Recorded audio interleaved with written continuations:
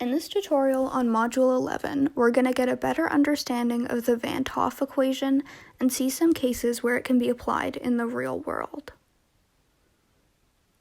So firstly, what is the Van 't Hoff equation? To understand the equation, we need to remind ourselves of some of the basic principles of thermochemistry, starting with enthalpy, which is the energy released or consumed by a reaction when 1 mole of product is created. And the change in enthalpy is represented by the change in internal energy for a system plus the change in volume and pressure. Next, entropy is a measure of the disorder of a system based on the existence of a number of microstates, which is represented by the curly W here and Boltzmann's constant. And finally, Gibbs energy is a criterion for the spontaneity of a reaction, and the change in Gibbs energy describes the direction in which this reaction is spontaneous. And we learned that Gibbs energy is equal to the change in enthalpy minus temperature times the change in entropy earlier in the course, which is this first part of the equation. But in this module, we derived a new equation for the change in Gibbs energy, where Gibbs energy is equal to negative RT times the ln of the equilibrium constant for the reaction. So if we rearrange the part of the equation that doesn't involve the Gibbs energy value, we will get the Van 't Hoff equation, which is super helpful because it illustrates the relationship between the equilibrium constant and the temperature of a reaction. Also, this equation is very easy to graph because the entropy component is a y-intercept and the enthalpy component is the slope on a graph of ln k as a function of temperature. So at constant temperature and pressure, the graph of an endothermic reaction will look like this, with ln k on the y-axis and the inverse of temperature on the x-axis. And we can see that it has a negative slope, which is caused by the positive enthalpy value that you would get from an endothermic reaction. And then an exothermic reaction will have a positive slope because it has a negative enthalpy. This is a simple adjustment we can make to the Van 't Hoff equation so that two equilibrium values, K1 and K2, can be compared at their respective temperatures, T1 and T2. And this shows us more explicitly how changes in temperature will affect the equilibrium constant. So we just subtracted one Van 't Hoff equation from another and then simplified using log rules, which will give us this equation. And we can use that equation in this practice problem. So sodium carbonate is a chemical used in glass production, and this is the balanced chemical equation for the formation of sodium carbonate, which also produces carbon dioxide and water as gases. So what is the temperature at which the gas above the solids will have a pressure of 2 atmospheres?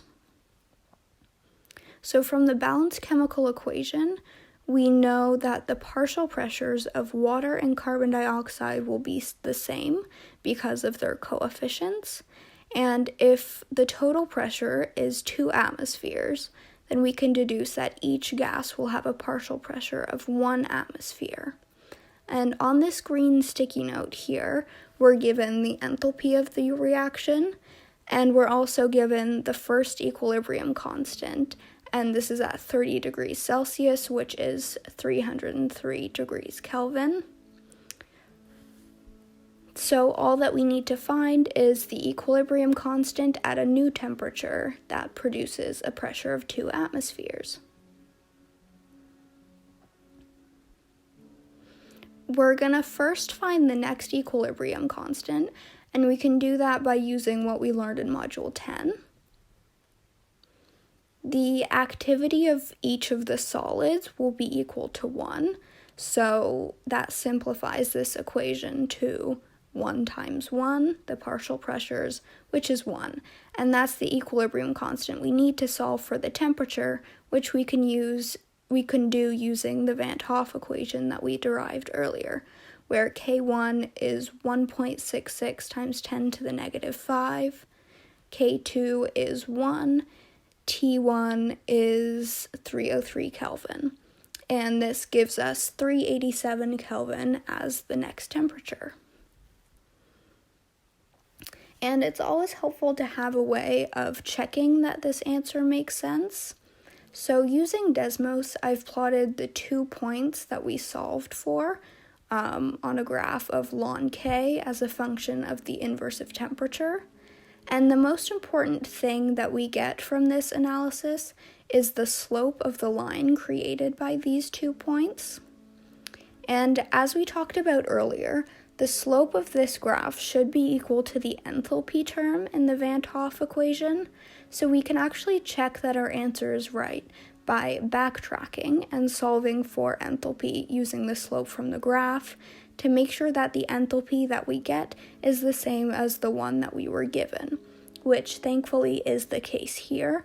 The 128 times 10 to the 3 joules per mole is what we were given initially, so we can say that 387 Kelvin is the correct temperature at which 2 atmospheres of gas will be produced by the reaction. The Van 't Hoff analysis is also useful in DNA denaturation. So if you've ever taken any biology courses in the past, you're probably pretty familiar with the polymerase chain reaction, which is a technique used to amplify, aka make a lot of copies of a certain sequence of DNA. And this technique is currently being used to identify COVID-19 pretty successfully. So denaturation means the separation of 2 DNA strands that make up the double helix. And in the lab, denaturation happens at 94 degrees Celsius. And this little video demonstrates how the 2 strands will separate at this temperature.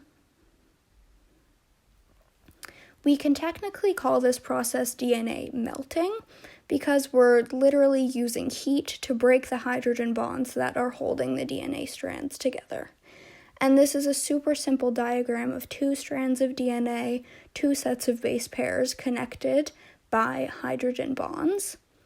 And we can express the decomposition of each pair with these equations where AT becomes A and T and CG becomes C and G.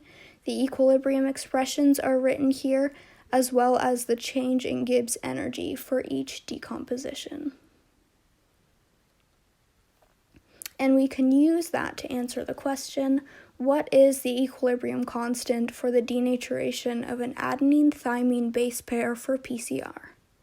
So from the previous slides, we know that the change in Gibbs energy for this decomposition is negative 5.154 times 10 to the 3 joules per mole. And because this will be the first step for the polymerase chain reaction, we know that the reaction needs to happen at 94 degrees Celsius. So all we need to do is rearrange the Gibbs energy equation from this module to express the equilibrium constant, and then plug in our values to get a constant of 5.41. So the products of the decomposition are favored at this temperature, which is exactly what we need. And to finish off, a final example where we find thermochem super useful is in environmental science. So heavy metals are known to cause harm to the environment when they appear in soil and bodies of water, usually from some kind of human industrial activity. And bioabsorption is how we describe the ability of biological materials to absorb these pollutants and basically draw them out of water or soil to minimize the contamination from the pollutants. So I found a study where scientists looked at grape stalks as vessels to absorb metal pollutants, and they looked at optimizing spontaneous absorption at different temperatures. And I pulled this graph from the study, which shows how increased temperature also increases the spontaneity of this reaction by making the Gibbs free energy a larger negative number, and therefore increasing the absorption of heavy metals, reducing contamination. And this is a great example of how we can use these concepts and equations and relationships to improve things around us. And these are all the resources that I used to make this tutorial. Thank you for watching.